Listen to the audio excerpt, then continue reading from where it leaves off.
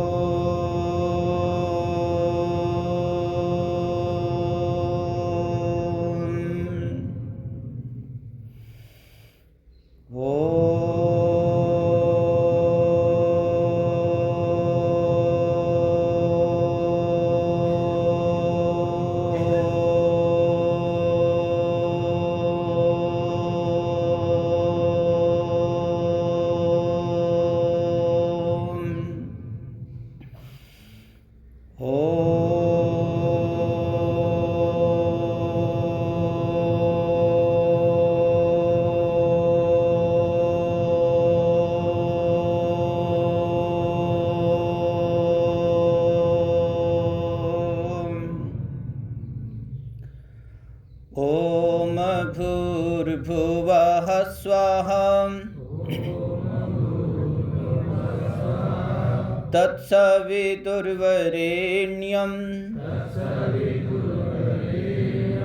भर्गो देवस्य धीमहि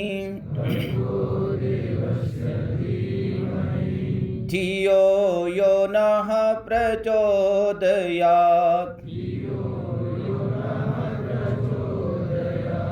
आंखें खोल लीजिए, सीधे होकर आराम से बैठिए। आज हम ऐसे विषय पर चर्चा कर रहे हैं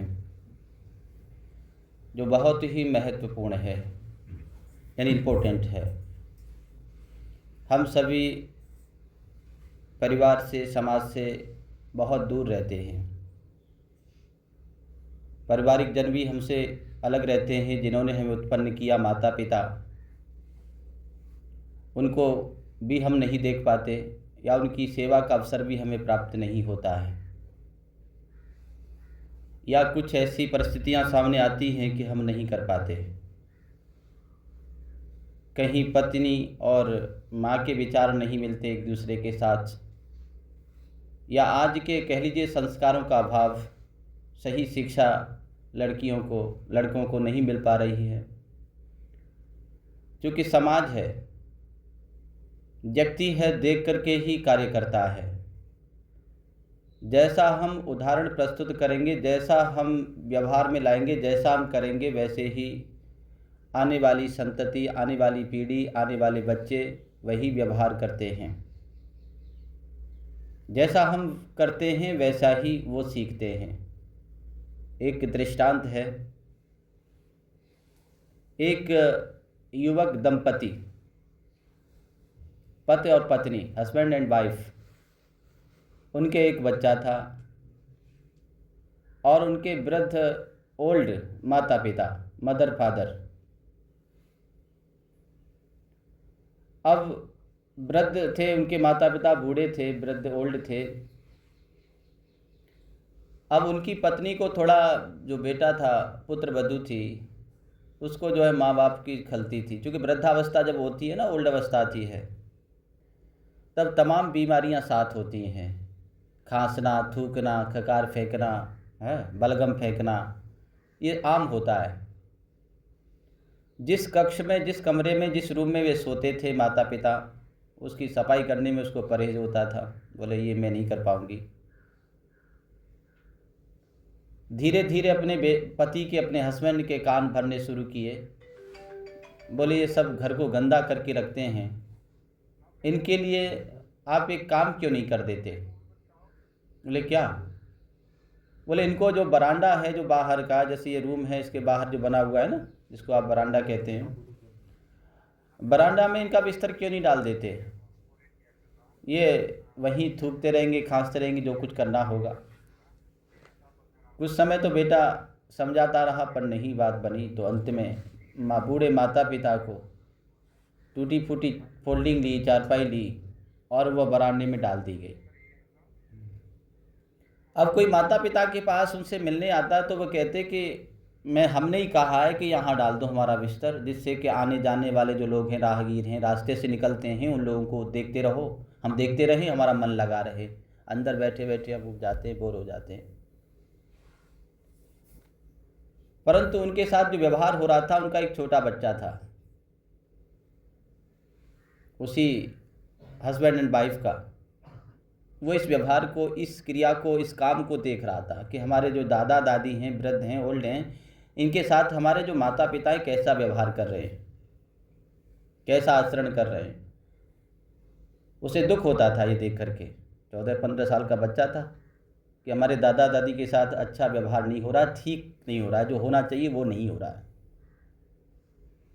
अब ये दोनों हस्बैंड एंड वाइफ तो गए बाज़ार, मार्केट गए, तो इसने क्या किया, अपने दादा दादी के नीचे से उस चारपाई, उस फोल्डिंग को उठाया, फोल्ड करके एक स्टोर में छिपा के रख दिया।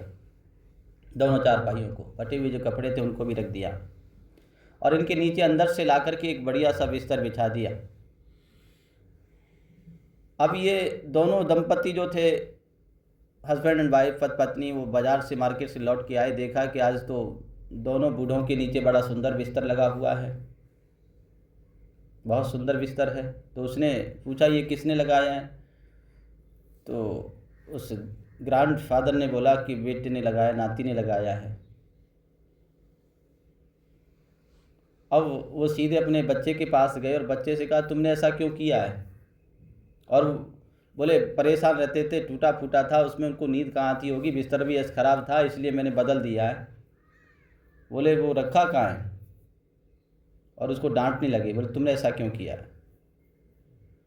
कहता है मैंने संभाल के रख दिया है। क्या उत्तर देता है? मैंने उसको संभाल के रख दिया है। यह एज, यह अवस्था, ये उम्र, ये स्थिति जिस दिन आपकी आएगी, उस दिन मैं आपके लिए उस बिस्तर को निकाल के लगाऊंगा।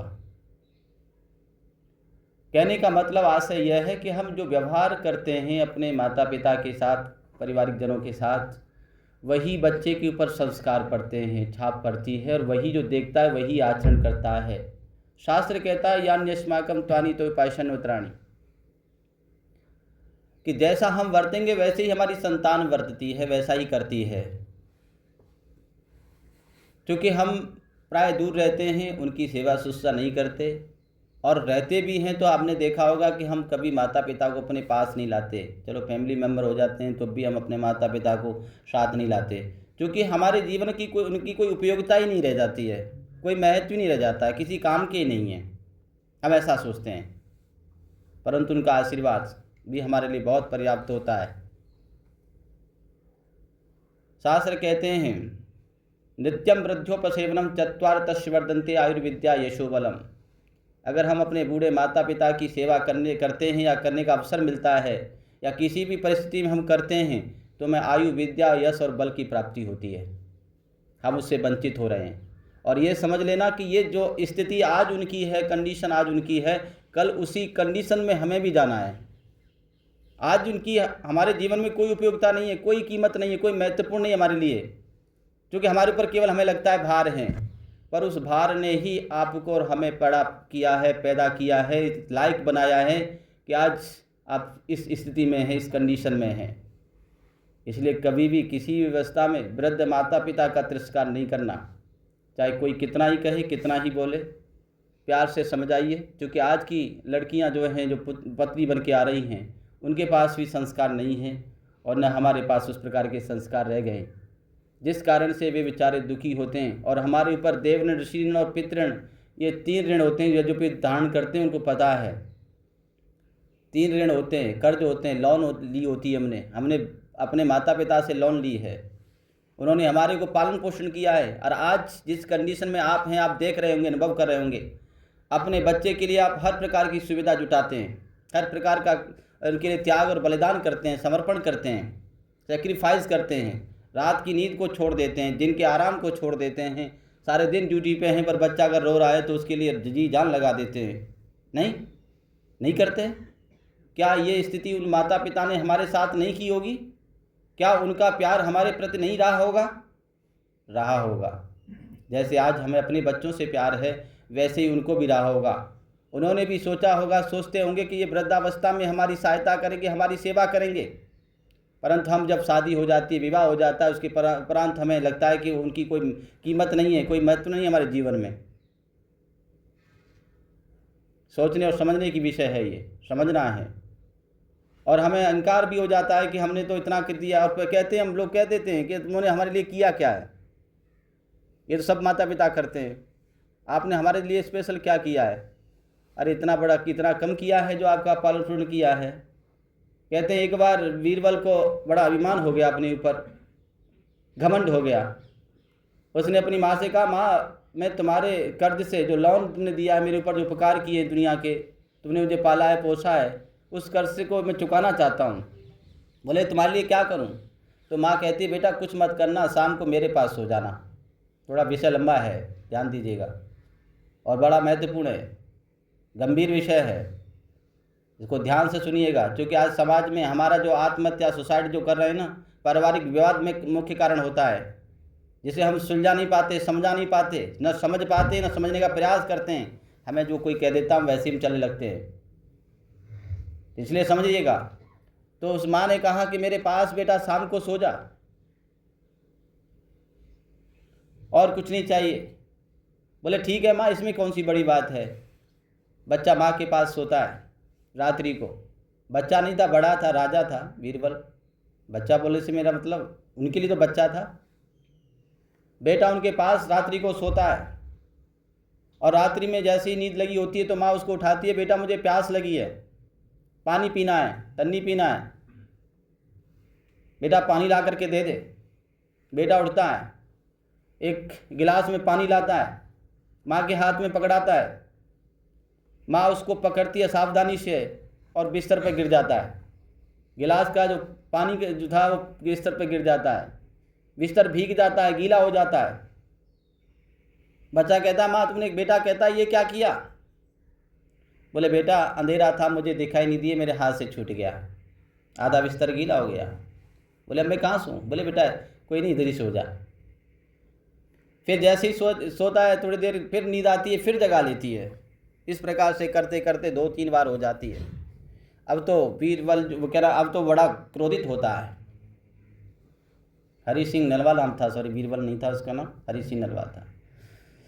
तो अब तो बहुत क्रोधित हो जाता है। बोले माँ तूने मुझे जानबूझ करके तंग कर रही है, रात्रि में तूने ऐसा क्या खाया था जो बार बार पानी मांग रही है, सारा बिस्तर गीला कर दिया है। तो बच्चे की माँ, उस बेटे की माँ कहती है, बेटा तू मेरे ऋण से उऋण हो गया, तू मेरा जो मैंने जो तेरे उपकार किए थे, तेरे को पाला था पोसा था, वो सब तू चुक गया। बोले कैसे माँ? बोले जब तू बिस्तर को जिस बेड पर सोता था, जिस बिस्तर पर सोता था, अगर तू दाईं साइड में बिस्तर गीला करता था तब मैं तुझे बाईं तरफ सुलाती थी, और जब बाईं तरफ भी गीला करता था अपनी छाती पर सुलाती थी। और आज तू 2 बार में परेशान हो गया, 2-3 बार में परेशान हो गया, और तू कहता है माँ तेरे ऋण से छूटना चाहता हूँ। क्या छूट सकता है? कोई नहीं छूट सकता है। इसलिए ध्यान दीजिएगा, किसी बहकावे में आकर के माता पिता का तिरस्कार नहीं करना। अगर तिरस्कार करेंगे तो ज़िंदगी नरक से भी, जहन्नम से भी बेकार हो जाएगी।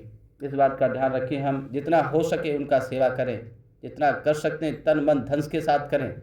हम अगर उनके लिए अपने आप को, जैसे दीप जल रहा है ना, इसकी बत्ती बना करके भी अगर बनना पड़े तब भी उनका उपकार हमसे नहीं छूट सकता है। ये ध्यान रखिएगा। और इस कंडीशन को आप देख रहे हैं, महसूस कर रहे हैं, फील कर रहे हैं, क्योंकि आप भी कहीं ना कहीं बच्चों के पिता हैं। कोई न कोई माँ के रूप में देखेंगे, पिता के रूप में देखेंगे तो कितना समर्पण होता है। तो मैं आपके सामने यही बात कहना चाहता हूँ कि यान्यस्माकं त्वानि तो पैशनुत्राणि, हम जैसा वर्तते हैं वैसे ही हमारी संतान वर्तती है, वैसे ही संतान करती है। इसलिए सदैव अपने आप को ये ध्यान रखें कि हम कभी भी उस अवस्था में आएंगे, कभी न भूलें। आज हम जवान हैं तो हम जवान नहीं रहेंगे, हमारी भी स्थिति कंडीशन 40 बाद 20 साल के बाद वैसी ही आनी है। और हम जैसा अपने बच्चों को सिखाएंगे वैसे ही हमारे बच्चे सीखेंगे, और हमारे साथ भी वैसा ही करेंगे। हम सोचते हैं कि हमारे साथ ऐसा नहीं होगा, अरे हमने उनको सिखाया कहाँ है? जब बच्चा देख रहा है कि हमारे दादा दादी और वृद्ध हैं, ना परेशान हैं, उनको हम तंग कर रहे हैं, उनकी सुन नहीं रहे हैं, उनको खाना नहीं दे रहे हैं, उनको वस्त्र नहीं दे रहे हैं, उनको किसी प्रकार की सुविधा नहीं दे रहे हैं, उनको हमने हमारे जीवन फालतू हैं, तो फिर क्या होगा? वही आपके साथ भी होगा, हमारे साथ भी होगा। इसलिए ध्यान रखें, इस बात को अपने मन मस्तिष्क में बिठा लें, आधा पारिवारिक समस्याएं समाप्त हो जाएंगी। और आपका तनाव स्ट्रेस भी कुछ कम होगा, क्योंकि अगर परिवार सुखी है तो सब कुछ सुखी है। हम उसी परिवार के लिए आए हैं, अपने लिए आए हैं, बच्चों के लिए आए हैं। बच्चे और पत्नी सब कुछ नहीं हमारी, वो भी हैं, उनका भी हमारे प्रति कर्तव्य है, उनके प्रति हमारी जिम्मेदारियां हैं, उनको निर्वहन करना है। तो खात प्रतस्त्र तथा यानी यक्ष और युधिष्ठिर महाराज में पूछते हैं कि सबसे भारी क्या है, तो कहते हैं माता गुरुतरा भूमि खात पितरुष्ट था। माता का जो वजन है, वेट है, वो भूमि से भी भारी है, पृथ्वी से भी भारी है, और पिता आकाश से भी विशाल है, आकाश से भी बड़ा है। तो उनके उपकारों को, उनके एहसानों को हमें कभी भूलना नहीं है, उनकी सेवा जितनी हो सके कर लेना। नहीं बाद में पछतावे के सिवाय कुछ नहीं आता है, बोले हमने कुछ किया नहीं है, जो कब किस समय आंख बंद हो जाती है पता नहीं चलेगा।